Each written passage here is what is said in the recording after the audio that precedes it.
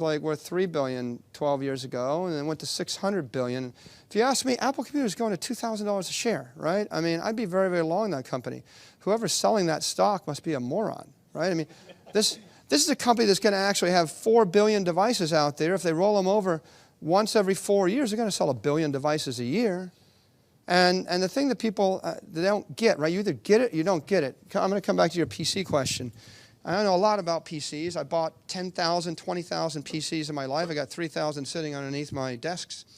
You put a Dell computer underneath the desk, you don't care that it's loud and it's hot and it's a power hog and it's ugly and it's heavy and it's like an ugly beige cabinet with screws showing. You don't give a crap. You just want it to be $400 or $500. Okay? You put a phone in your pocket and you sleep on it or next to it. You care whether it's hot. You care what it looks like. You care the battery life. You care about the radio. This is an iPhone 5. This runs 10 times faster than an iPhone 4. There's not an 8-year-old on the planet that doesn't want an iPhone 5. Right? Who wants to wait 42 seconds to watch something download instead of 2 seconds? Nobody. Right? You don't have to be a genius to run an Apple computer. You just have to, every year, make the product a bit lighter, a bit more elegant, make it a better radio, make it a better battery.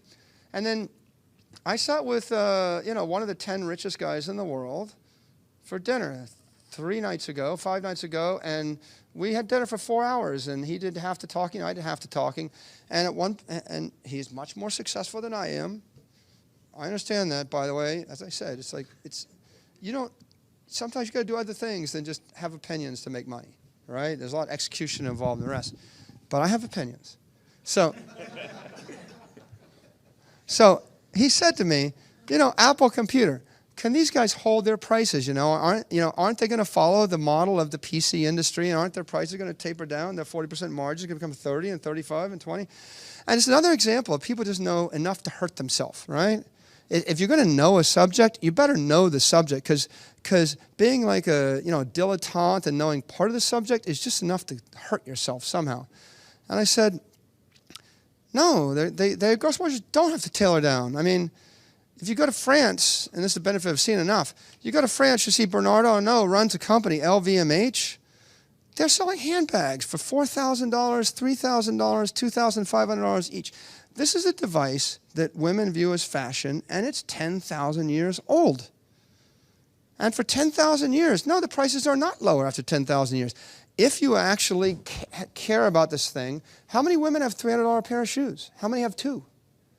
How many have more than 2?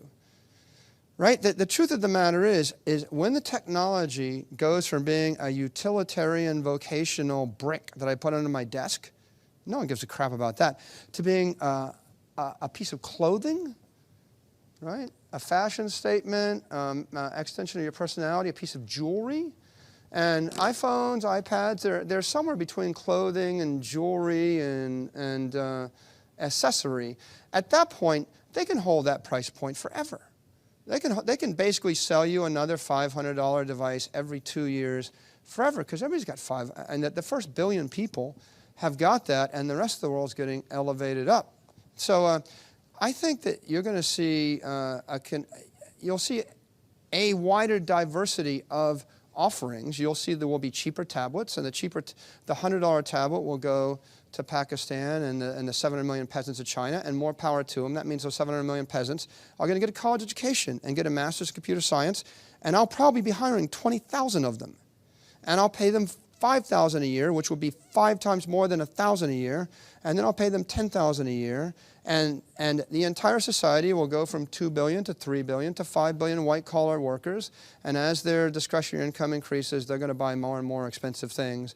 And anybody sitting in the middle of that, controlling the software application networks that have all the asset value in them, those companies are going to benefit in a marvelous fashion.